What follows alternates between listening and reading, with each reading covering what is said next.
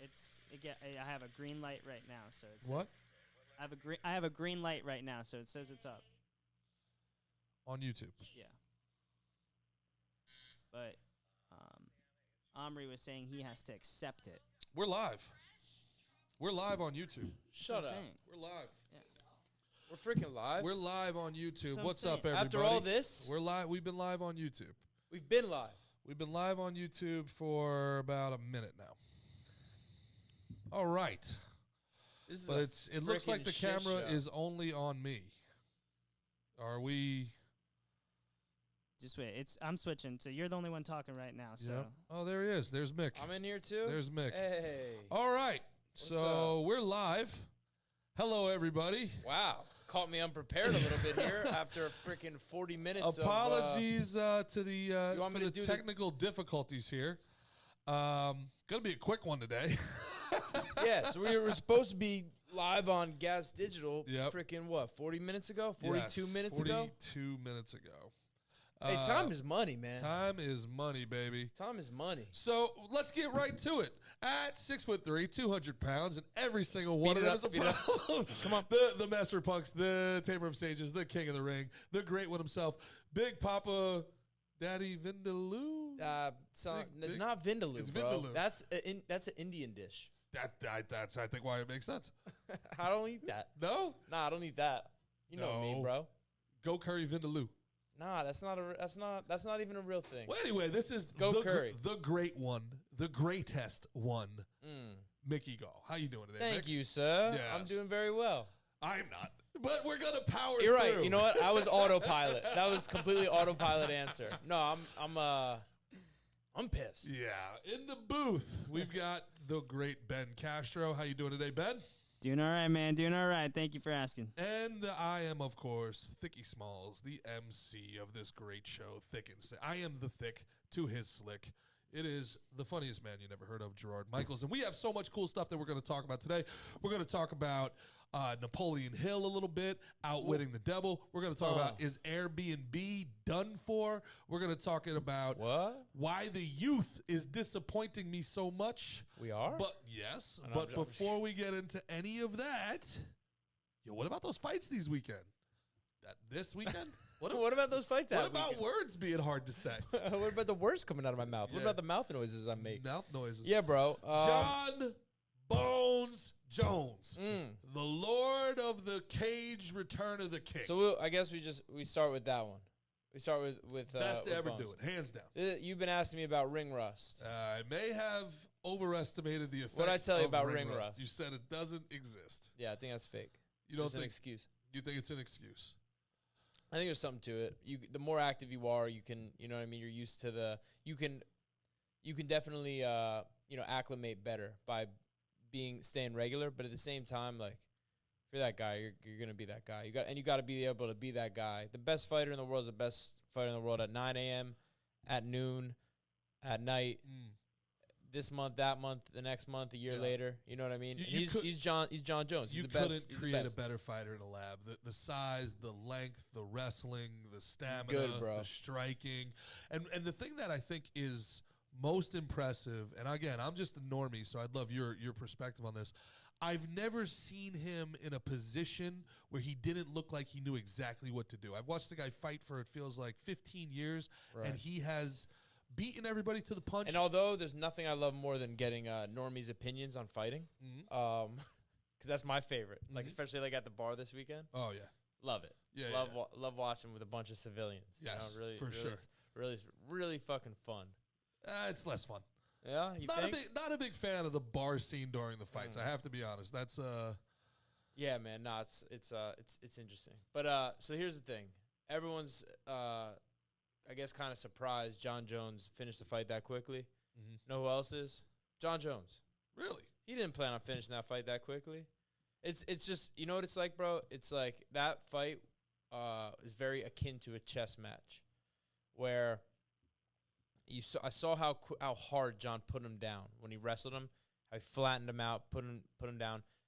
Cyril Gahn didn't want to lose his queen.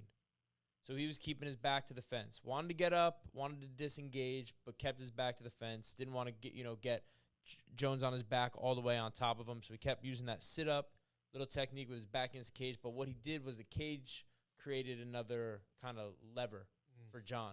So John went to that guillotine. If that cage isn't there, Cyril can go back, defend, do different things. Yep. But that cage is there. He stuck himself. He was trying to protect his queen. That bishop kept moving in, and then, the king got hatched. Yeah. Snatched. Things just happen so quick in there, I would imagine. Yeah, and that's the thing. Like John, out the window. John's game plan wasn't guillotine him round one. Yeah. It's the fight. And people talk about game plans a lot. You have a game plan, but you take it as you come. If you follow, that path and you're in that right zone and you're in that flow state and everything's working proper, like you'll take it when it comes, and you'll make it. You know what I mean? And that's what happened there. John was not expecting this fight to be that short, and neither was anybody else. So I think everyone's saying they were surprised. I'm telling you, John was just as surprised as everyone else. You know what I mean? It's nice when it goes that quickly. We don't get paid by the hour, but. I thought it was gonna be a boring early couple rounds. I thought John was gonna want to more pull Cyril and get Cyril to get a little aggressive, to then wrestle. I thought wrestling was gonna be John's biggest path to victory. You said that on Friday, yeah. His wrestling and his like his grappling. Like we saw Ngannou wrestle Cyril Gane, and Jones is a way more high caliber wrestler than Francis.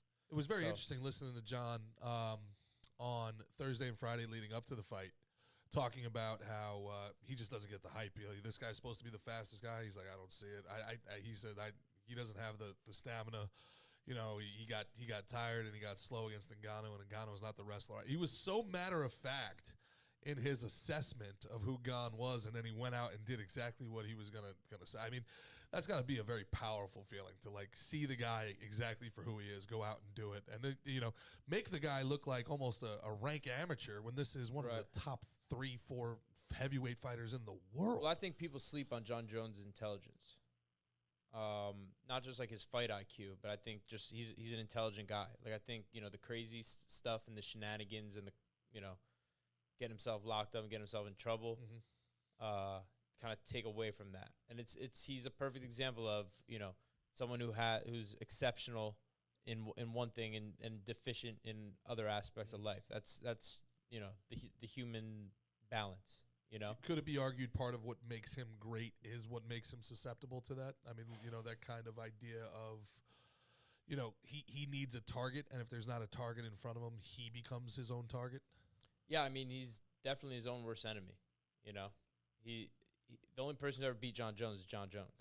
Yep. Whether he didn't follow a rule in the cage or didn't follow a rule out on the streets. That's right. His one loss came from a DQ.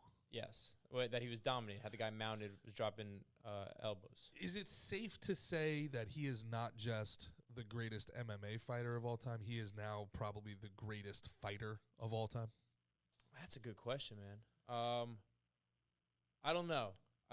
It's hard to. I mean, you got to think about Floyd Mayweather. I kind of think so, because if we're taking a fighter, like if we're really talking about it, we're talking about 6'5", right? 230 pounds. Would John Jones beat up Muhammad Ali in a fight? Yes. Would he beat him in a boxing fight though? I don't know. You know what I mean? Yeah. Probably not. Yeah. Would he go and beat Tyson Fury in a boxing match right now? No. But would he beat the shit out of him in a street fight? For sure. So when you say fighter, you're saying like combat sports athlete. Yeah. He's definitely one of the most decorated. Yeah. But now there's some Navy SEAL out there. It's like, does John Jones know how to use night vision? So define fighter. Right. Well, if we're using technology, then that could change a lot of things. A gun's the biggest superpower you can have there. There's some 5'4". Oh, you want a fighter? There's some nerd who'll snipe him from down the block. There's a 5'4", 120 pounder that knows how to use. Sure. Yeah. Which is interesting. As I would have more trepidation with Ryan Montgomery having access to my server than with John Jones in a cage for 3 minutes. And I'm being dead. Neither one of them is an ideal situation, right? But I mean, yeah. Hey guys, are we live? Yeah, I think we're live, man. But that's so also. Yeah, we are live. All right, we are live, boys. So we got Shevchenko. Hey, Omri, you have some of my picks that I made from the podcast before it. Well, yes, I do, Mick. Uh, Let's, you said that Jones was gonna win. right. You said that it's hard to bet against Shevchenko, but that Grasso is a very live dog, and you might want to throw some money on that in case she can make something Wow, that was happen. pretty smart of me to say that, wasn't it? Yeah, it was. I mean, it was a little bit of a hedge because he still took Shevchenko, but he's like, I can see why you'd take Grasso, and Grasso with the comeback there. Yeah, and I thought I was very impressed with Grasso's jiu-jitsu, the way she finished it. Mm-hmm. She's more known as a boxer, like, tough Mexican chick, with good hands, you know. But she capitalized. Canelo Grasso over there. The word was capitalized, bro. Shevchenko threw that spinning kick.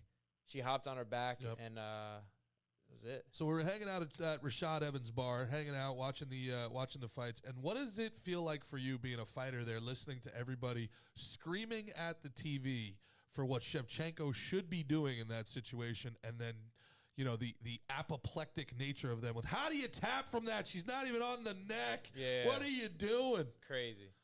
Yeah, I mean, meanwhile, both of those girls would beat up the whatever guy in that bar probably who was saying that. I mean, people don't. It's the same thing with any other sport. I just think like you take it a little more personal with fighting because it's like a little more extreme. Yeah. But yeah, for it's like in football. What is he doing there? What kind of effort is that? Or what kind of this is that? What kind of that? Catch the ball. Catch the ball. It hits you in the hands. You're gonna get hit anyway. Yeah. What are you getting worried about going over the middle? Who cares? Who cares? Catch the freaking ball. That's what we pay you for. That's it. You know. Yeah. That's just stupid because it is a lot of like what it really should be is a credit to Grasso. Yeah. Grasso did that. Yep. Not Shevchenko let this happen. You know what I mean? I promise you, like, she didn't want that to happen. Like, you know what I mean? And I promise you, she knows better than whatever, dork at the bar is saying. I think as a fighter, I'm more impressed by the person who's, like, watching and, like, really, like, watching and internalizing and learning. The guy who's like, this should have been this, and this. I'm like, loser. So insecure. Doesn't know what they're talking about and is front. And it's just like anything else where people talk out of school. Mm-hmm. You know what I mean? There's too much of that in the world. Well, let me ask you, because, I mean, from my perspective, it did look like it was, that it wasn't in deep on the neck. It was across the chin. And I sometimes wonder, and I could be completely wrong, but I sometimes wonder if when people train, it's almost like you talked about chess before. It's like checkmate. All right, I'll tap. You got me. I'm in the position. Tap. Right. Foot locks. I'm all right, tap. But nobody ever really takes it to that point where, like, they get blacked out or, like, I wonder if who doesn't. I don't know if people train all the way to that. I've been choked out dumb so many times at the gym. Yeah, it actually feels kind of good. You almost like get high. Like there's been so many times restricting blood to the brain where I've been like choked out and like right as I'm like about to go out, like I would tap. And I remember just staring up at like the halogen lights or whatever it is, and you're just lying on the ground staring, but like nothing makes sense. Oh, you know what I mean? Like, what? Like why? Like you're just not like I'm just staring, but like I'm like, what am I doing? Like I don't know who I am. I don't know what I'm looking at. And then it all comes back, and you just pop right back up, and you're back to business. Say it's not that bad for you. It's not really bad for you either. Getting choked. Mickey, I have a question about John Jones, and this might be a pedantic thing for me. Do you make a distinction between greatest fighter and best fighter? Because I think that it's pretty cut and dry that he is the best fighter we've seen. But in my opinion, greatest has to be as a person. And when you look at greatest, you have to look at what they did outside the cage too. Do you think that's a fair take, or do you think that's wrong? Yeah, I think it's a fair take. I think it's definitely a fair take. But yeah, you want to when you look at just like a man in anything, you want to you could look at someone who did a good job of something, but you also want to know about that man's character, because that his morals, what he actually does means a lot.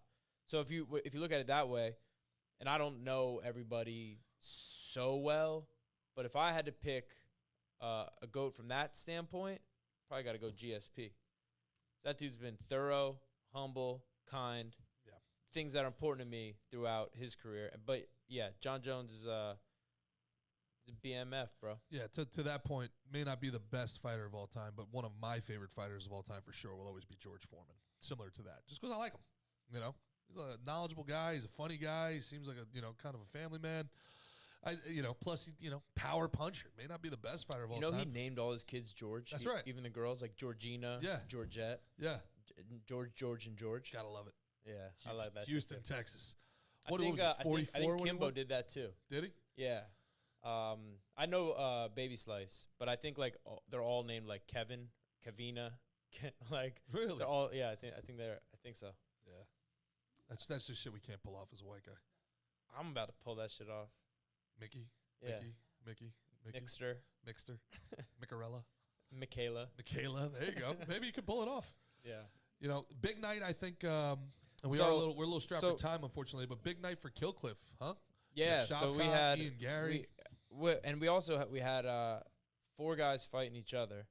We had Esteban fighting Loic, who put on a unbelievable performance. Loic won a decision. Both cool guys early in the card.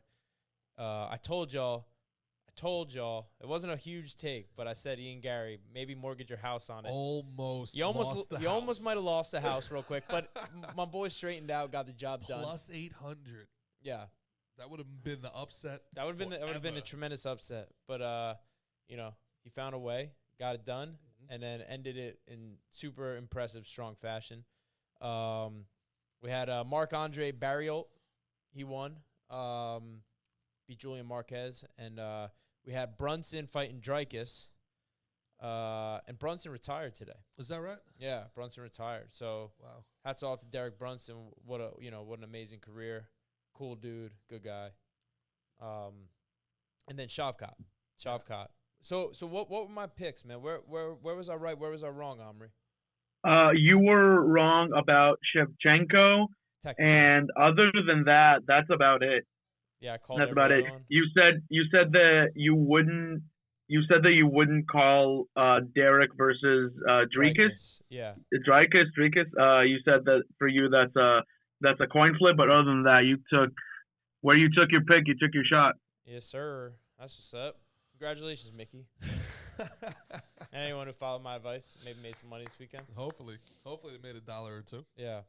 Yeah. Speaking of, we gotta start doing more of that. I don't claim I don't claim to be like a great picker of fights. Even if I don't know them, it's like it's hard for me to say, and if I do know them, it's also hard to not be biased. Yeah. But yeah, maybe we'll do some more picks and stuff. You know what I mean? Hey. Give my little expert advice. Yeah. We'll do them off air like we do everything else. Yeah, we could do that. It's just nice to be talking to you live. I started to resign myself that this wasn't happening. Yep. Yeah. Well, we're here. We got it done. Yeah. Speaking of, hey, I just got a little text from Catherine Narducci. I do have a question for you from the chat since it's already been 15 minutes. This came from C Dumps earlier when we were just trying to C Dumps. She was asking about you guys. How long have you been friends? How'd you meet? How did that happen? So yeah, I got this one, G, and then we'll start getting into some of these things. So, I'm a big like organized crime kind of mafia junkie, and I was watching this interview with Sammy the Bull on Patrick Bet-David's show, and I'm listening to this big dude talk. And he starts talking about it was like around the like pandemic time and stuff. He started just talking about the injustices and the wild shit and like the people who are doing things the right way. And I just thought he was talking a lot of power to the people. And I've probably listened to thousands of podcasts. The only person I ever reached out to on one was Big G over here. I just shot him a message, was like, "Yo, bro, keep talking the way you're talking. People need to hear that shit." I think that was like it. Then you hit me back. We became friends, like online friends, and then we're both Jersey boys. We're both down here in Florida. We linked up down here, went and got Ichiyama. Yeah, I said he owed me dinner because I bet against him in the CM Punk fight. Which I don't see how I owe him dinner. Yeah, lost me a couple dollars. You messed up on that one. That was my cynicism. Going, oh, this is a work. Yeah. This is a work. Yeah, we got to work on that cynicism, bro. We got to bring more positivity in here. You ever heard that study? We're so positive. You ever heard that study where I'm so fucking positive. I'm positive the world's I'm so fucking positive. I'm positive the world's going to shit. Yeah. Did you ever see that study where a dude had 3 plants, and one plant he went over to it and was like, you suck. You're a stupid plant. You're ugly. You're gross. Yeah. Another plant he didn't talk to. Third plant, he just said, like, you're a beautiful plant. You're strong. You're healthy. Yep. You're happy. You're green. You're beautiful. The one he talked shit to died very quickly. The one he didn't speak to, like, grew like okay. The one he spoke positivity to flourished. Beautiful plant. Lived the longest. Grew. All that shit. We could conduct our own experiment. Yeah. And I hope and I know that the listeners- middle plant's known as the control group. So Congratulations. You paid attention in science in 5th grade. this is why I don't trust the science, because I pay attention to science. Science is wrong all the fucking time. That's how it's science. Well, then do your own science. Again. That's stepping it up. All right, so we're gonna buy some house plants. Yes. We're gonna cover their ears for most of we're gonna sequester them to their own bedrooms. You know what we should do? We should put them in different rooms and like just play like Ludovico effect. Just play like Fox News in one room, CNN in the other room, and see which plant dies the quickest. See which plant kills itself. See which plant jumps out the window first. Oh, look, this plant's going to the window. It must want sun. Oh, it's jumping. It's goodbye. Jumping. It's mushed. Speaking of, there was a study that was just put out that I found very concerning about people. Now we're talking 2 years on after lockdowns. Whether or not they thought that the lockdowns and the mandates were harsh, too harsh, just right. They thought it was a study tracking the feelings about the government's reaction to COVID across demographics. Okay. And it was startling to me that the 18 to 24-year-old group, pull this up if you guys can, the 18 to 24-year-old group did not think the mandates and lockdowns were harsh enough. They wanted them harsher. They wanted harsher, stricter mandates. That's concerning to me for a couple of reasons. What are your thoughts on that, first of all? It's incredibly concerning. Mhm. Like, it's crazy. They're like, yes, no, control me more. Control me more.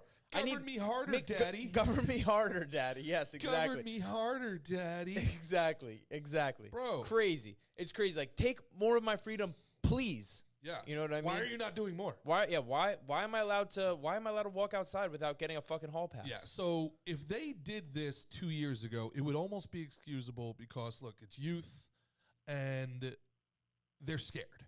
Right. You know what I mean? Like, hey, there's a virus. We have no idea. We have really no context to understand. Like, it's almost excusable. But 2 years on. I think our youth is a little scared and feeling more powerless from, kind of stemming from 9/11. What do you mean by that? Where someone, you know what I mean? Like, someone could just come in here and take a big swipe at, a couple of our buildings, and, you know what I mean? It almost can be like a helpless kind of feeling where people don't feel empowered or, as important and special and capable as we are. You know what I mean? If that's the case, which you may be correct, to the people who feel that way, the 18 to 24-year-olds, let me just ask you one question, just something to posit, okay? 18-year-olds weren't even alive for 9/11. That's right. But if terrorism, this is 18 to 24 specifically. 18 to 24-year-old, the 24 to 39 was the next demographic. They were that's that group. 25 to 49. Yeah, they were they thought it was the mandates were okay, which again drives me out of my mind that 2 years on, everybody isn't sitting here going, no. Maybe they were just this is bullshit. You think maybe they were afraid they were going to get in trouble if they said otherwise? If that's the case, doesn't that say even more? Yeah. No, I'm saying regardless of the problem, but here I could say one thing to the counterpoint. Mm-hmm. Maybe they believed it hook, line, and sinker about stop the spread. Yeah. And they were like, if those 2 weeks there was armed guards outside everyone's house and everyone was forced to stay in their house, maybe it would have nipped it. Even though that's not, realistic. So if that's the case, okay, we have evidence of zero tolerance policies in both Australia and China, and they did not work. Didn't work. And this is the biggest problem to me, is that this is 2 years on. The information is out there to be objective that Sweden, that did almost nothing, did it correctly. Right. Florida, natural immunity, that all did that almost shit. nothing, did it correctly. And the numbers are the numbers are there. For people that have been screaming at us to trust the science for 2 years, there's data available to them. So what I'm concerned about is twofold. One, where's the rebellious youth? The youth is addicted to authority now. What the fuck is that about? So lame. That's fucking lame. So lame. Like, get out there and fucking go smoke a fucking cigarette under the bleachers with a babe, for Christ's sake, you Yeah. fucking nerds. Yeah. That's number one. Number two, beyond that, all right, the data's there. This to me is indelible proof of that the indoctrination is working. When I come in and I talk about propaganda and awareness and why we got to talk about this shit, that's why. Because there's 18 to 24-year-olds that may be Mickey Gall fucking fans. And we need to tell them, yo, you're being fucking lied to, my guy. They really don't know that. They really can't tell they're being lied to. According to this, an overwhelming majority of them thought So what that do the you think that lockdowns is? did Is not it go their- hard enough. Is it that their heads in the sand, or they're just like they're just rule followers? I think that the media is intensely focused on They're convincing brainwashed. them. If you go on Snapchat, the news is nothing but pro big government elite leftist propaganda. And CNN just came out today, and they're all trying to get ahead. They could feel the news tightening a little bit, so they're starting to throw people to the wolves. Fauci's starting to get thrown to the wolves a little bit. New York Post ran an article that said Fauci knew that it came from a lab leak, and here's some emails that leaked. People are starting to leak emails. The ex-CNN head, Jeff Zucker, told the CNN anchors not to run with the Wuhan lab leak story because it was a Trump talking point. And the anchors are starting to say, like, hey, we knew that this was dumb, and that, that eating a bat couldn't have done it, but our boss. So that you're starting to see it a little bit, where they're starting to come push apart a little bit. They're starting to push some people to the middle and be like, hey, sacrifice this guy. It wasn't me. I was just following orders, right? That's always that's actually known as the good German fallacy. The good German. Wow, back to I wasn't the Nazi. But they were in charge. I was following orders. they didn't do it, but they didn't do anything Not about me. it. So the youth being, I was just following orders by reporting my Jewish neighbor. yeah. Crazy. I was just following orders. Hey, and that's America too. I know. That's what I'm Remember- saying. Is crazy. People calling the cops on people who are outside. You know what I mean? In During the these water, lockdowns, alone, people in the ocean. The ocean, Wild. and you go out. They're out there being a spreader. Yeah. Get the fuck out of here. Dude, it's The insane. fuck outta So here. for people 18 to 24, I just want to say this, and again, you're going to keep me from having my diatribe because we're up against the clock today, but guys, please, I beg you, okay? Diversify your media diet. Mm-hmm. Diversify where you're receiving your information from. That's number one. If you get it, if everybody's saying the same things in the same way, red flags should go off and say, I gotta hear what the other side's saying. How about back to our Napoleon Hill book? Think for yourselves. Think for yourself. Have your own thoughts. And guys, authority is not your friend. Trust me when I say this. Authority is there to perpetuate authority. All right? And if you're a rule follower, consider this. You may think you're a good guy for following the rules. 200 years ago, You're not. Slavery was legal. Freeing a slave was not. If you freed a slave and helped them escape to the north, you were a federal criminal. Legality is not morality. Right. Okay? Very, very, very, and very, very important for our young listeners to hear this and kind of understand where I'm coming from here. More government is almost never the answer, guys. And you're getting bombarded with pro-government propaganda non-stop. Non-stop, you're getting bombarded with pro-government propaganda. And it's on late night. It's in your comedy shows. It's so much that this is the comedians they will let you listen to. There's so many funny comedians. They won't let Shane Gillis on Saturday Night Live. He was good enough. He made fun of Asian people. Apparently, 5 years ago, Yeah. says a blogger in San Francisco. Which reminds me, redact all of the next few episodes that you made. Marcelo Hernandez, who I worked with at Valuetainment, knew on Saturday Night Live. Very funny guy. Made his whole career making fun of white people. No, even though he's less pigmented than me, he's got less melanin than anybody, and he does a whole thing about I'm one of those white passing Latinos. Yeah, that's okay. What's his beef with old Whitey? That's what I'm saying. And the idea that he There's had some to stuff to beef with us about. Sure, There's some stuff to beef with. There's stuff. Who colonized more than the Spanish? That's a good point. Fucking Ocasio-Cortez? Yeah. She's a direct descendant of Hernan Cortez? Yeah. What the fuck? Ben Castro. Name me one Irish colony. I will give you $1,000 fucking dollars right now. Name me one colony from Ireland. You know, it's funny. $1,000. You mentioned this last week, and I looked it up, and I believe there's one called the Mulroonist colony. No, we were colonized. That's Northern Ireland, which is a proxy of the United Kingdom. There wasn't any in Jamaica. No. Let's see.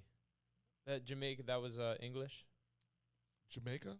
Yeah. Yeah, and it was also a pirate colony as well.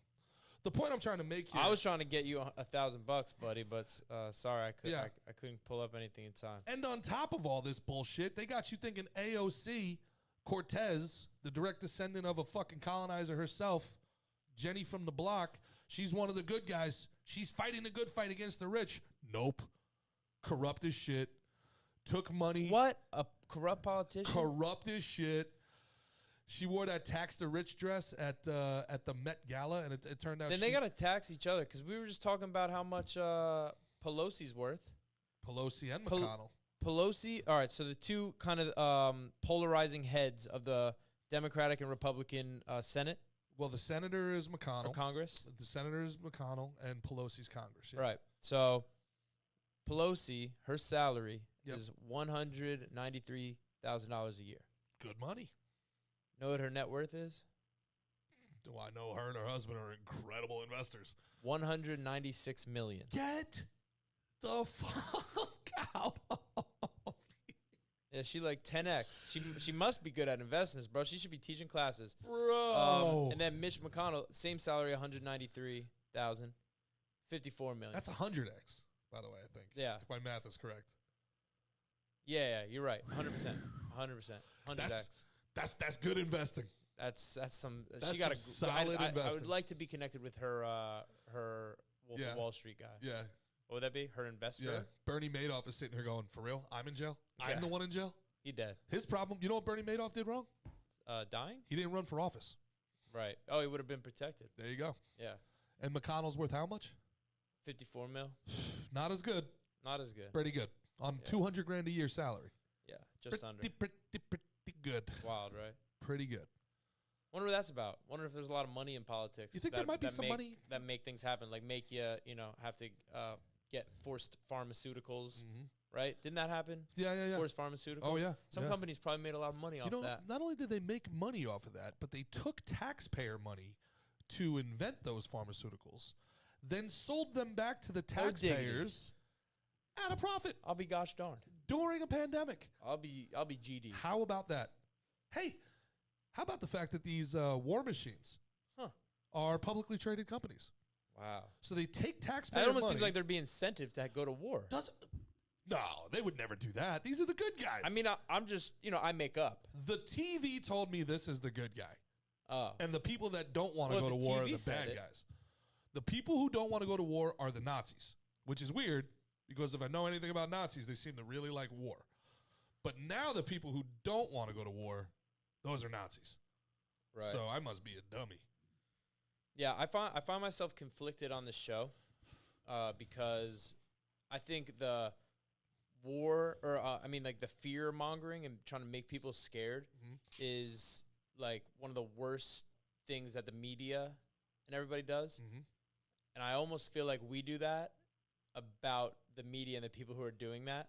So it's almost like, you know what I mean? It's like they're trying to make you scared, but we might be making you scared of what they're doing that you don't know about. You know what I mean? Like it's almost like a damned if you do, damned if you don't. I totally see your point, but I disagree with it because I think that we're speaking truth to power.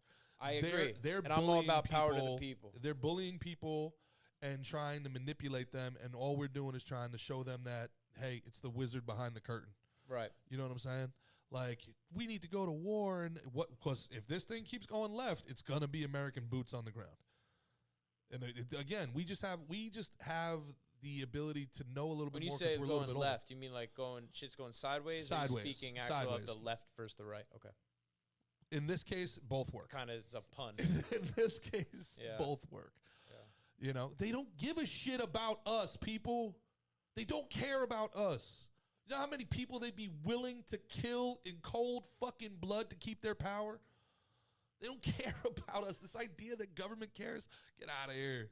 Come on, care about yourself. Care about your neighbor. We gotta care though. We gotta care about us. We you gotta care. You gotta care about you, your people. Yes. Yes. That's what real alphas do. Yeah, They and look- also, they hey, look out. shout out to your boys who you brought on, Ryan Montgomery and Scrappy. Yeah. Because they're not waiting. They're not Yeah. waiting for daddy government to save them. They're saving kids. Now, people don't like it. 100%, bro. Yeah, they're stepping up, and that's And people are calling them vigilantes. People are like, you got to let the thing do its work. You're actually hurting. This is fruit of the poison tree, blah, blah, blah. Fuck all that. BS. Fuck all that. If they would have stopped this guy 6 months earlier, how many kids could they have saved? Yeah, man. Yeah, they're being the change they want to see. There's legal and illegal, which I understand. I'm not an anarchist. We need to fucking have some sort of law and order. But there's right and wrong also. Right. And we need to have a moral compass that's based on right and wrong, not legal or illegal, and definitely not left or right. Definitely not partisan or not. Because, I mean, that's insanity. What we're allowing happen where every single issue can get pushed into one camp or the other is that's the ultimate manipulation. And government and corporations have been able to hide behind this idea that if you disagree with us, it's racist. Okay, fuck you. Now, don't you think that book we're both consuming is kind of speaks to a lot of this? Yeah, it's actually helped me a little bit. It's called Outwitting the Devil. That's right. And what's which interesting, is by Napoleon Hill, the same guy who wrote one of my favorites, Think and Grow Rich. and what's interesting about it is it's 100 years old. Yeah, just about, right? It's 100 years old, and it's in between the First World War and the Second World War. And so many of the topics he discusses are pertinent to today. So pertinent. The more things change, the more they stay the same. Yeah. Talking about media deception, manipulation, being able to think for yourself. What are your thoughts on Outwitting the Devil? Which is, speaking of the aforementioned Patrick Bet-David, it's one of his favorite books. Okay. Yeah. Yeah, he's a smart guy. Well, first I want to say just about Napoleon Hill in general. The ideas that are presented in Think and Grow Rich in 3 chapters, I got more out of that than I got out of 3 sports psychologists, mental coaches, like mentalists, whatever. You know what I mean? I got more out of the first 3 chapters than I did out of people trying to decipher it. So that's a book you can pick up, you can listen to or read it. Really good. If you had to describe it in one sentence, what is Think and Grow Rich? Your thoughts are powerful beyond your comprehension, and that if you believe, have a definitive purpose, and you believe and you take necessary steps, willing to do what it takes, and sacrifice towards that purpose, the universe will help connect those vibrations. And so if you, it's like that, one of the things is like, if you have a set amount of money you want, I need $1 million in 6 months, and you are taking plannable action towards that, and you even put yourself in that so much that you can picture yourself like having that, and you could feel like you have that, the universe will connect and will correct that and make it so. It's hard for your brain. Like, again, I always talk about the power of the brain. We talk about it with the lady picking up a car. Sure. And there's so much untapped potential in there, and that I think that I don't know if that was more than one sentence, but there's a lot to it. There's so many there's so many bits of gold and gems in that book. But now without Winning the Devil, they talk a lot about drifters versus non-drifters. Yep. They say 100 out of 100 people, 98 are drifters, which means... Let me stop you there. Just for people that have not read the book, and if you want to read the book, it is... it's in the setting where a journalist has been granted an interview with the devil, where the devil will answer all of the questions that he posits accurately and honestly. Right. So the book itself is written as a conversation or like a 60 Almost like minutes an interview. Yeah. between a journalist, Napoleon Hill, and the devil. Yeah. And the idea is, how can a person, obviously, outwit the devil? How does a person not fall into the traps that the devil lays? Correct. Right. And some of those traps could be, the pleasures of this world, falling into and just kind of following those and not having your definitive purpose and not having your thoughts, not having your own original thought, just being like a rule follower, kind of just taking things as they are and just going along and just going through the motions. Which is interesting. That was an interesting perspective because he has kind of an anti-religious perspective in the book, but he keeps going back to like the 7 deadly sins of gluttony, avarice, lust. Lust. Yep. Very interesting juxtaposition. So it's clear Napoleon Hill has a very, what would be the right word here? Complicated relationship with religion, which I, as somebody that does myself, I find myself constantly searching for God or proof of God, or I want to believe, but I'm agnostic because I don't adhere to any religion. And that's one of the things that they say in this book is that, like, forget about, everyone thinks, and the devil in this says that religion helps him. Right, yes, he likes to be referred to as His Majesty. Oh. That religion helps him because people are just basically going through the motions. They can and hide behind it. And because they're worried about what happens when they die. Yeah. When really the devil's operating here on earth. Yep. You know what I mean? Through I'm a good guy. His tactics. And? Yeah. Oh. Well, yeah. I'm a good guy. Yeah, and? But I would say a big part of that is having the power of independent thought backed by definitive purpose. That is, and people who resist, have discipline, resist the temptations, and follow their own path for their own unique self to do good in the world, because you got to give to get, right? So if you're living that way, you're going to be one of the non-drifters, and if you are falling into that drifting thing, there's that, I forget what they call it, like hypnotic motion, where it perpetuates itself. You stay in that cycle. You stay in that cycle until you break the cycle. But you can break this. You can break yourself out of the cycle. Yeah. You can break out. You can break out today. Yep.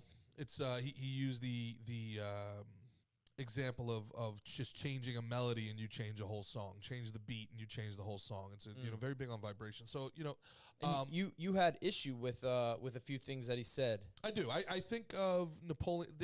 So I like a lot of what he's saying. Right. I found the ex machina of the devil to get old after a while, and I thought it's very repetitive in nature. Very much so. And I think that's purposeful, though. He admits it's purposeful. It's trying to beat the important stuff into your brain. I have a very Did you think he was an apologist for the robber barons? Isn't that what you said to me? I did. I think. Do you know why? No, I don't know. Well, he was basically he was commissioned. Napoleon Hill, his own kind of stories. He was commissioned by Andrew Carnegie to interview and spend time and go travel on his dime. Who Carnegie's considered a robber baron, along with the J.P. Morgans and all these different guys. So he commissioned Hill to go around the world, meet with these guys, converse with them, and to create a book that can give. And it took over 20 years to compose this book, to interview them and grab pieces of them and what they're doing and why they were able to achieve success and different things like that, and to be able to share this with future generations so that more people can be capable of this. Don't just go through the motions of life. Actually take life by the balls and go and live their best life and do the most that they're capable of. So I'm not surprised that he's necessarily an apologist for these guys, because these are the people he learned from. These are the people who funded him, commissioned him. This is where he gained a lot of his information. So I get why he would have an admiration. So it's interesting because I see the battle between capitalism and communism as a religious battle, not a political battle. We have it in a political arena, but it's a religious battle. The capitalist, the free market person, they have this idea of human nature, and the communist socialist has this idea that they could evolve human nature, and that this is the way it is, but that doesn't mean it has to be this way. And it's kind of this eternal battle, and it's really theoretical, and in application, both when they get to their extremes are very bad. And the robber baron era was very bad for people. What I kind of disagree with, and that was kind of during like where they had to set up a lot of like monopolization and took laws Teddy and Roosevelt rules. to break a lot of these, because this idea of like, hey, so this is the idea. What's the definition of a robber baron, just for people who? So a robber baron is a derogatory term that people would use for these ultra capitalists who would vertically integrate entire things. So like, look, John D. Rockefeller didn't just have oil; he owned the railways that brought the oil, and then he owned the steel that made the railways. So like, there's no way you. Then he leveraged that money and bought all the oil. And then he bought the politicians. No one else to get to give back to society, he opened schools and colleges and housing. And oh, by the way, we're going to teach everybody that Standard Oil is right, and that Manifest Destiny is good, and that all those brown people in the Middle East, they're not using that oil out of the ground correctly. We got to go help them. And so there's something to be said for the investment that they made, and I think the Industrial Revolution is a good thing overall, but it's not. Again, like we always talk about, perfect. It's not black and white. Yeah. And this idea of, just because they're wrong makes Marx right is a really big problem that we're having in college today, where these guys are saying, "Oh, look at the evils of capitalism," and like the indigenous community is one of these things that it's like, all these rich white people sit there and say, let's just go back to the way it was with the Indians before the West conquered everybody. And it's like the West invented evil somehow. Like there wasn't any warring between natives. Like they weren't sacrificing children to the sun god. This idea there's flaws everything was all a throughout history. we're drum circle all throughout the Midwest. Yeah, exactly. It's not black and white. No, there's good people in all, and there's bad people in all. Yes, all walks. And I think that's my big takeaway from the Napoleon Hill stuff is I don't like the manipulation. He's definitely a salesman. I don't like being talked to like I'm a child, and like what's he trying to sell you? He's trying to sell you his worldview, and there's not necessarily a bad thing. Not every salesman is selling something bad. All right, but I am being sold, and when I feel like I'm being sold, my antennas go up a little bit, and I start listening a little bit harder. And he's pushing people towards what I don't like about Napoleon Hill and the people who are like Napoleon Hill is this idea that everything is under your control and to pick yourself up by the bootstraps. Listen, man, yes and no, okay? In a world, because things like that, when people are like, hey, you're just not trying hard enough, then it obfuscates from the fact that credit score exists, right? And this is where the Occupy Wall Street stuff was right, and I also think they were bought, because we went through 2 years of social justice. We went through this social justice awakening. The word, equality went away and equity came in, and nobody noticed that difference. Equity means you need to pay me something. I'm invested in this. Give me some money. Equality is everybody's the same. Equity is I deserve more than other people, right? If you have equality, we are equality. If you have equity, you have ownership in a company. Right. So that word was switched in there. Never once in all of this social reckoning was the word credit score ever mentioned. Did you ever hear anybody talking about credit score ever? Credit score is the number one determinant of wealth today. The number one determinant is your access to credit. It's not how hard you can work. There's only 24 hours in a day. It's not how smart you are. It's your access to credit. So from what you're saying there, again, you know me, very solution-based. Yep. You got to take care of your own credit. That's an action you can take. Yes and no. Yes and no. Because the system and also when you said about the picking yourself up by the bootstraps, yes, it's not like everyone could just, pull themselves up and all of a sudden they're going to be, an Andrew Carnegie and have, 500 million, whatever. But you can always maybe apply yourself a little more. Sure. You can absolutely improve your stead. And that's what I think at the bare minimum is his main purpose in these books, and that's why I like it. I like it too. And I think for someone in your position where in your world you can control a lot of your destiny. In other people's world, there's two things that I think there are caveats that I would like to think. I think it's good and I think it's overall positive. But there are two things. Sometimes, one, you are a victim of circumstance. And you need to address that before you can even, well, I'm just not working hard enough. You can work as hard as you want. If you're in the wrong situation with the wrong boss, you're not getting the Right. You're not getting the raise. And that's one of the things I find interesting about Napoleon Hill, because in both books he mentions how it's not always about just working so hard, that certain things if you have the proper mind state and are doing certain things, you can get into that hypnotic, what was it called again? The cycle. The cycle. We'll call it the cycle. The cycle. You can get into that good cycle, and you can start making things happen by doing less. Yeah. I agree. I think the other thing is this idea of purpose. Purpose. I think purpose is tremendous. Not everybody has it, and nobody knows and how then to find it. Then you gotta find it. Go take some mushrooms and dive in the ocean. And do not do that. That is not medical advice. Do not do that. He was joking, and he talked about shiitake mushrooms, and at least wait a half hour before swimming. Right. Yeah. That's always the rule. You got to wait before you don't want to cramp. Yeah. You don't want to cramp. I go maybe lay in a field after some shiitakes and watch the trees breathe. I think it's very important for people to find their purpose, but I think that has to happen organically. I mean, what I wanted to do my entire life is something that, at 25 wasn't really an option anymore. And then you got to refine another purpose, and it doesn't come to you right away. And no matter how much meditation I did, praying on it, I can do. No matter how much going to the desert, it has to happen organically. And there's something to drifting a little bit. And man, I would love to talk to Jordan Peterson about this. This would be like, because Jordan Peterson is very similar in this regard of like, hey, find what this is your job. This is your job, man. Find what it is that you need to do in this world and do it. Sounds a little Irish. Yeah, he's got a little touch of the Irish. I can't do the Newfie, the Newfie accent there, but he's very big on, hey, find what it is you should be doing and get after it. Right. Get up, make your bet. Small wins every day, the disciplined life. But then there's Alan Watts. And Jordan Peterson is very important to me. I think in many ways Jordan Peterson helped save my life. Mm. But too much. When's he coming on the pod? I would love to have him on.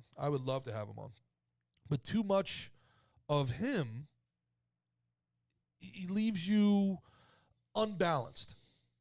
Okay. And then I listen to Alan Watts. Now, Alan Watts he's a manifester. Alan Watts basically put a white face on Buddhism. Right. He basically took Eastern ideologies, some Hindu, some Buddhism, some Taoist stuff, and would explain it in Oxford in a very hippie way, very fun and jovial way of speaking. And his whole thing was, none of this is important. Mm. What are you getting up and making your bed for? Like, we're all dying. Sounds like nihilism. No, it's the opposite of nihilism. It's everything's important that brings you joy. You should be doing everything you could possibly do to find joy. Life should be about play. That's his very big thing is, understand that life is about play. Life is about joy. Joy in and of itself is a purpose. Joy in and of itself is something worth attaining. Mm-hmm. And you have those kind of yin and yang ideas where discipline creates joy. I think through purpose is where you find the most joy. Maybe. But that doesn't mean, like, you have a very clear purpose. You have a very clear set, and that's... You think I'm kind of projecting and being kind of one-track minded? No, I just think that works for you. And I think that what you are is a good guy, and you're like, this works for me. I'm happy doing this. If you did things the way I did, no matter how hard they are, you'd be happy too. And I think that for a lot of people is happier good. Than drifting, yeah.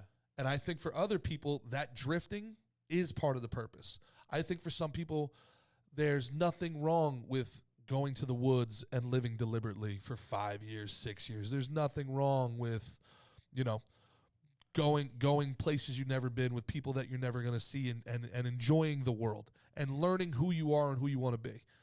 You're not the same person at 25 you were at 17, and the idea that you want to get locked in to a career you're going to spend the next 40 years at when you're 17 is nonsensical. That's the other thing too. Is like you could be doing one thing while also doing something else that actually you're truly attracted to, that you truly believe in. You know what I mean? If you're doing a job that maybe you don't like so much, you can do that job, and you can also apply yourself towards what you really want. I agree.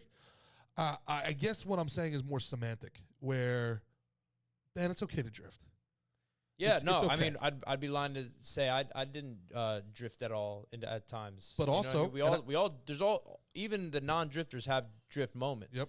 And there's times where you need to like find yourself, and it doesn't need to be go productive all the time. There's times you got to have a mental reset. You got to have, like, it's your time where you pull back. Well, that being said, as the great Mickey Gall always says, everyone's a hypocrite. What have I been talking about the whole last week? I've been fucking drifting. Yeah. I got to lock in. Yeah. I haven't been getting the shit done I need to get done. I've been out here, But just because you drift doesn't mean you're a drifter. Fair enough. Right? What do the comments say about this, guys? Okay, first of all, there's one thing I wanted to tell Mickey, is that what you described is very close to nihilism. Before, when you were like, there is no purpose, there is a purpose. I didn't describe that. You mean Gerard? No, you did. You talked about that sounds like nihilism. Okay. Yeah. And I just want to say that personally, I am a nihilist. And part of being a nihilist is that is nihilism. It's just understanding that there is no purpose. And for that reason, anything that I want to be doing is my purpose. There's nothing set in stone that I should do it in a certain way. I should do what that's nihilism. That's nihilism. I want to give a huge shout out also to Stephanie Wire and Ricky Ricardo for keeping the chat live. C-Dumps, Stephanie Wire, thank you guys so much for sticking with us through the technical difficulties. Y'all are awesome. But Stephanie Wire, by the way, had an interesting question earlier. Do you think that religions ever really disappear, or that they just evolve into a new version of themselves? That's a great question. Oh, hold on. I want to go back to this nihilism thing, because table that, Omri. That's a great question. The understanding I have, and the definition right here, is the rejection of all religious and moral principles in the belief that life is meaningless.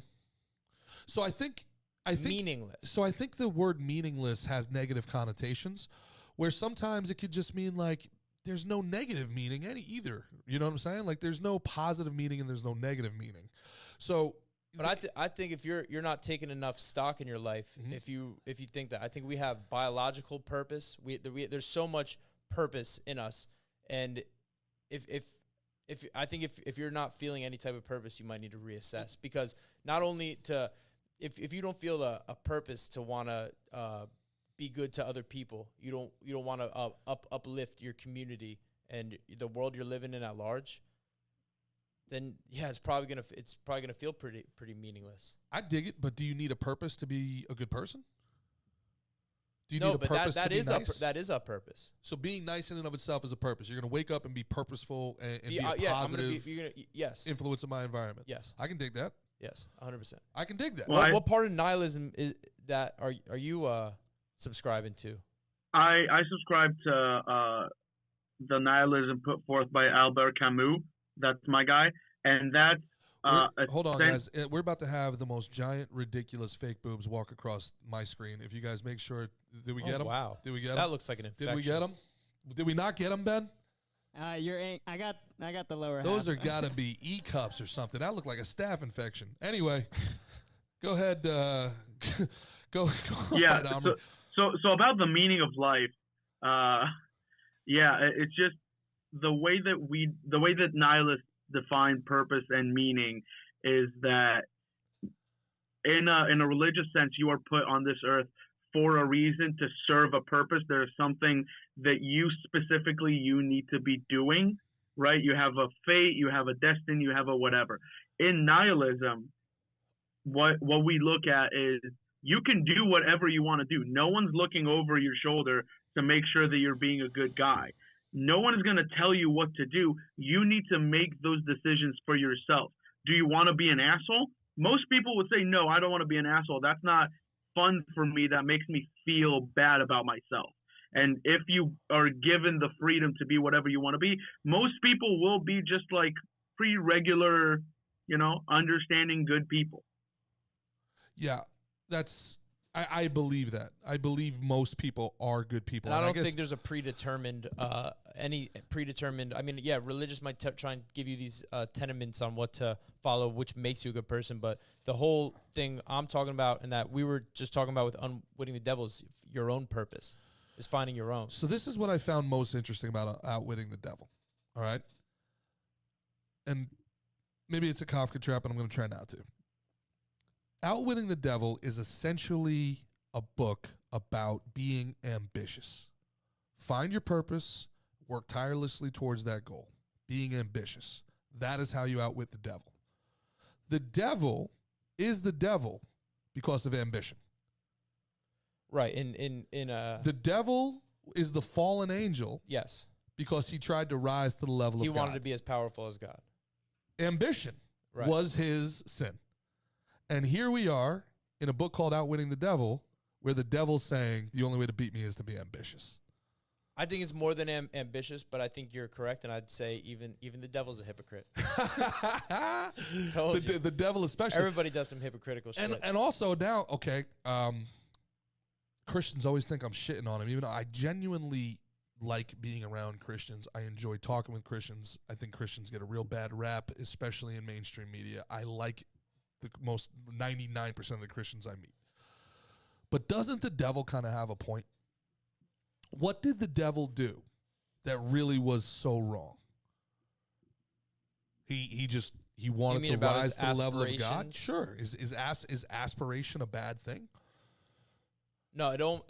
When we put it this way, it almost sounds like God's being a little. He's like, petty. I like to be, like being a little petty. Like he's like, I'm the guy at the top. Yep.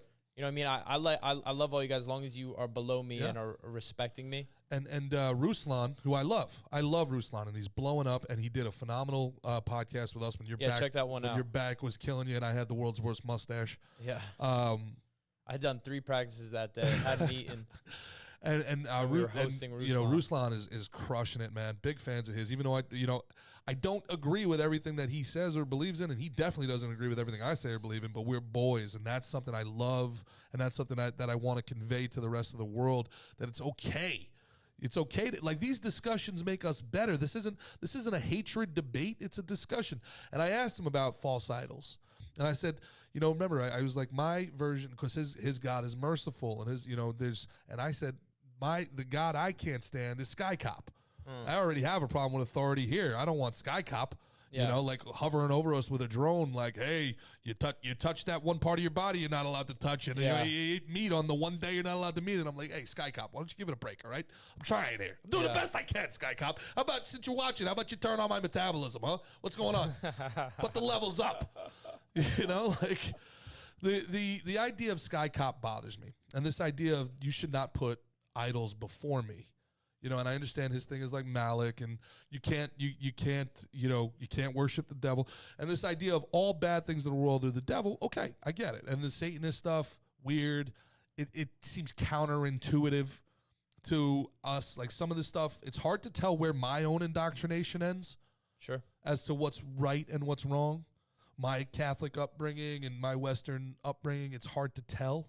When I'm being biased and when I'm not. But some of some of these things, they just seem like common sense. All right, like, hey, don't do these bad things, right? Like, every religion at the end of the day is kind of a handbook. Like, this is how you should live your life. That reminds me of another thing I liked from Unwitting the Devil. We talked a lot, or Outwitting the Devil. Sure.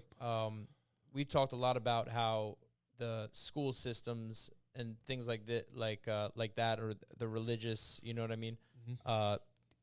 CCDs, stuff like that, where it's they're almost like teaching you to memorize like facts that they're giving you. Sure. When instead he says it should really be flipped. Yes. Where the students are having their own thoughts and then are presenting their thoughts to the teacher. Yep. And the teacher should almost be the student, learning from the student, but then also helping them shape that and progress that. Well, that's the idea of the Socratic method, right? Like they ask the questions. But I think we've covered this, and it's undeniable at this point. This really isn't an opinion, people. This is a fact. School is there to tell these kids what to think, not teach them how to think. Right. School is there to perpetuate the power of the state. The state is making an investment in these kids. Do you think the state doesn't want to get something out of it? Sure. Why do you think they the want Prussian soldier system? Why break do them you and make them follow orders? Why do you think they want to put people in school earlier and keep them there later? Why? We have less jobs than ever. Robots are taking over everything. Right. We have less work for people. We're talking about getting people to a 4-day work week because there's not 5 days worth of work to do anymore for most people in most professions. What training do we need to do? Right? What are our kids not getting out of school with the current curriculum that we got to get them in a year earlier, and keep them 4 years later? Right. The next generation is going to be a bunch of 30-year-old PhDs that don't know how to fucking do anything without a phone in their hand. And I know I sound like angry white guy fucking yelling at clouds right now, but that's the truth. Mm-hmm. And I'm no different. If my phone goes down, I don't know how to get home. How do I get home? I'm a babe in the woods. Sure. If my phone, if they shut off the phone tomorrow, I might be dead in a month. Can I eat food that's not been refrigerated for 3 weeks? We'll find out. Yeah. If the power goes off, what do we do? There's this idea, and I didn't really realize the difference between intellect and education and how convoluted they are. It's tremendous. Until I traveled the Midwest with Catfish Cooley, and people think Catfish is an idiot. He's the way he speaks, his accent, you know, kind of the whole redneck vibe he throws out. That is one of the most brilliant motherfuckers I have ever been around. He is MacGyver.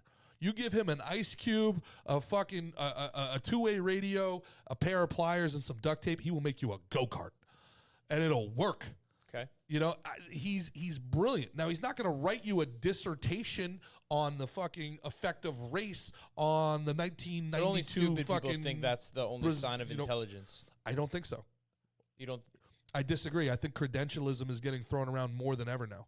You have people, there was a woman in, I want to say Virginia, or no, might be here in Florida, where she was a teacher speaking at the Board of Education saying, why are we even listening to parents? Why do we even care what they think about education? I have a master's degree. Do the parents have a master's degree? Oh, I'm sorry. It's just my fucking children. Right. I'm sorry, Mrs. Master's degree. I didn't go to the Sorbonne. I don't know I'm not a culinary expert, but I can tell you when my pizza tastes like shit. This credentialism blows me out of the water because we have somewhere along the line, and probably by design, we have created a society where education is supposed to mean intellect. You know, you go, so-and-so is on, so-and-so is on fucking Fox News, and it's like, well, they wrote this book and they have these degrees, so you should listen to them. But like you said, there's C-grade doctors out there. Sure. But I mean, in your business, right? Like if you find somebody walking in there, you know, swagged out on a blue belt, you're going to think, who's this guy? Credentialism. Mm-hmm. We're all prejudging. And not necessarily a bad thing. We got here by judging. That's the Lord's work. That's the Lord's work? Yeah. There he is. Sky Cop. What's going on, man? Judging. On a certain level, right? Not to be Mr. Negative, but negativity is good, right? Like negativity is good on a certain level, right? Like your positivity has been a bright spot in my life. I love having you around. Your positivity is it's magnetic. But also my negativity is healthy. Maybe not to the level I do it, but also maybe I'm here because of negativity. My genetics. I think skepticism could be healthy. I don't think negativity somewhere is along my genetics, there was a guy who was like, I think I hear something in the woods. And they're like, you always hear something in the woods. No, I feel like those are Vikings in the woods, guys. Nah, you know what? I'm just gonna go. I'm just gonna go. I'm gonna go to another town. And then if it's not Vikings, I'll look like an asshole. That's fine. And then you look back and the whole town's burning. It's like, all right, it was Vikings. Yeah. That's somewhere in my genetics for sure. I can specifically tell you where in my genetics that is. That is my great-grandmother running away from the Nazis, leaving her entire family behind, and being the only person to survive. That is out there. That's crazy. Can you imagine that? And can you imagine I can't even imagine the other members of your family talking to her like she was an idiot. Like, they're never going to do that. What have you been reading? What have you been listening to? These are our neighbors. Come on. Yeah. So I think skepticism and following your own truth would be well better put to what your ancestor did than to just say negativity. Because I think negativity is like, oh, they're coming, we're fucked. So that's so in your view, acknowledging a problem isn't acknowledging a problem negative. is important. There's absolutely problems, but then you got problem solving. So if he's like, all right, no one's leaving, I gotta go.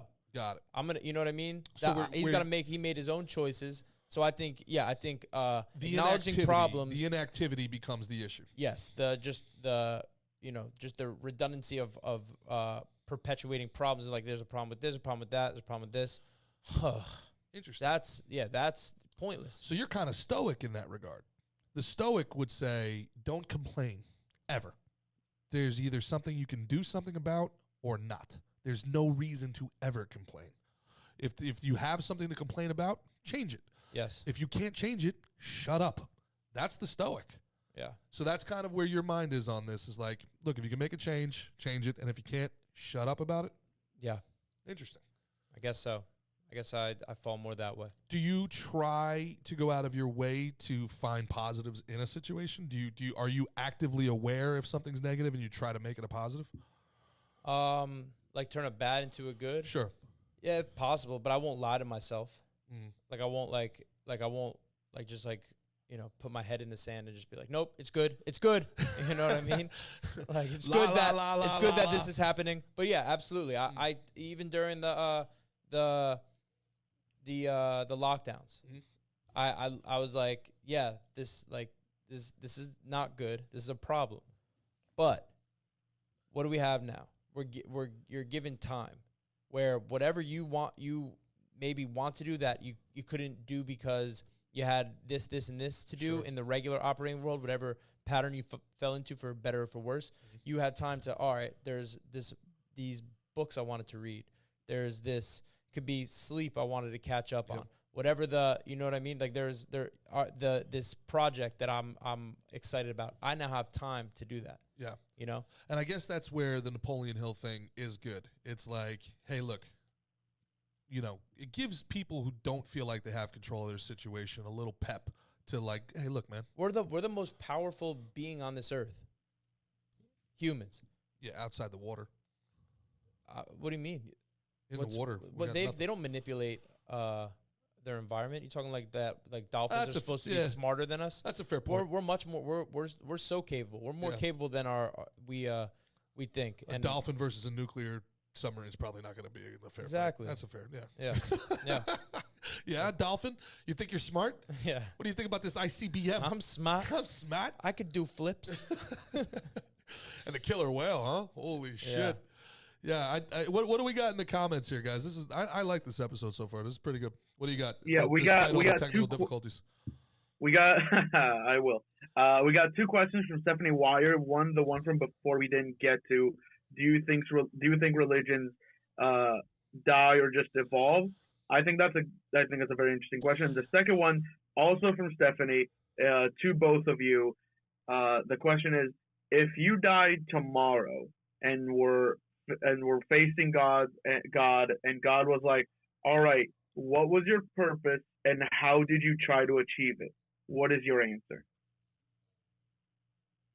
Well, for the sake of time, I'll answer the first one. You answer the second one. The first one is yes. I think that there's something hardwired in us for belief. I think no matter where you are. I'm sorry. What was the first question by her exactly? Do you think religion just keeps can anybody actually not be religious, or does it just evolve into another thing that they don't think is religion, kind of? Is religion always evolving into some other belief sect? Okay. Which I think is yes. I think people who say that they're not religious, they treat the government as God, and they have a it just falls. They treat something else. I think they worship something else. So to yeah, speak. I think it's a semantics argument. I think that we're hardwired for faith. I think we're hardwired for belief. I think hope is the essential human quality, because you can't have the awareness that we have. You can't have the sentience that we have that other animals don't have without having a hopefulness. because it would just be nonstop depression. So, and I think faith is hope when it comes down to it. I think it's a hope for a better tomorrow. It's a hope that this is this is, if I do things the way I'm supposed to do it, I'll be justly rewarded. My family will be safe.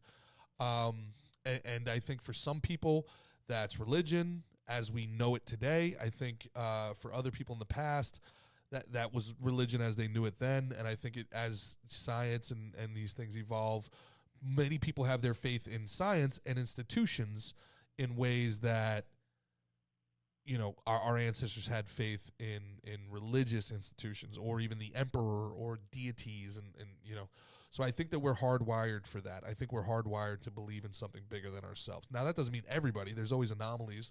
There's always, people that are, able to kind of step outside that matrix for sure. But I think by and large, we're hardwired as a species for that.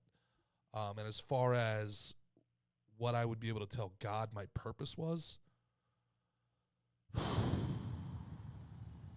And reframe that second question too. Well, if you were to die tomorrow, if you were to die tomorrow and you're sitting there facing God, would you tell him what was your purpose and did you achieve it? Was that it? Yeah, I think that was it, right, Omri? Yeah, it's that. And if you didn't achieve it, then why did you fail? What did you do to try? I needed more time. I think. So what you got one for that? I think I didn't get it done. I didn't get it done. Why? What is it? I could say mine while you're thinking if you like. I would say, mine. I've I believe in hard work. I think wanted to develop my own character and face adversity, face my fears, embrace hard things. To also inspire other people to do the same, whether that's in whatever walk they're in. You know what I mean? To not be limited and feel limited by things that are cast upon us, that people are saying, oh, this is too hard, this is impossible, this, and this. I say, forget all that stuff. Your life is what you make it. And if it's just making someone feel happy on a personal interaction or from, in a fight, being able to inspire through there and, do hard stuff to develop myself as a man and my experiences in the world. And then why I like doing this podcast is then, be able to impart that, share that, and inspire others to, believe themselves, face their fears, fight through adversity, and, develop themselves to be the best version of themselves. I think that's brilliantly put. And I think if I was to die tomorrow, I'd be like, could have used more time to do a whole lot more good. Yeah, I really feel that on many levels, man, where, on a very basic level, I come off as arrogant and all these things, but I really feel like if I can do it, you can do it. And if my life if one man can do it, there's no reason why any man can't do it. Sure. And that's kind of what anything you see any man do, another man can do. I want my fellow people. I genuinely love humans. They're awesome. I've traveled this country up, down, east, west, mountains high, valleys low, sea to sea, and every place has been amazing, full of great people. I feel like you're about to sing 3 songs there. Ain't no mountain high, ain't no valley I've been low. everywhere, man. I've been everywhere, sea man. to shining sea. I want people, even though this may not seem like it, I want people to believe in their unlimited human potential. I want people to believe that they can do what they want to do. They don't need the shackles that the masters want to put on you. I want people to believe in themselves, believe in their neighbors, and live a life free and fulfilling. And if I can be some sort of inspiration to that, if I can put my career at risk and all these other things and speak truth to power and come out the other end, there's no reason that you ever have to feel coerced. Like you started the thing with what if these kids feel like they had to say that or get in trouble? I want to be the walking example of fuck those people. Say what you want to say, my man. Yeah. Say what you want to say. Who's to get you in trouble? That's get you right. in trouble with who? And we'll some other man? We'll figure it out. Yeah. It ain't gonna be easy, but we will figure it out. Yeah. Anything? Any final thoughts there, Mick? Anything else from the chat that's important, Omri?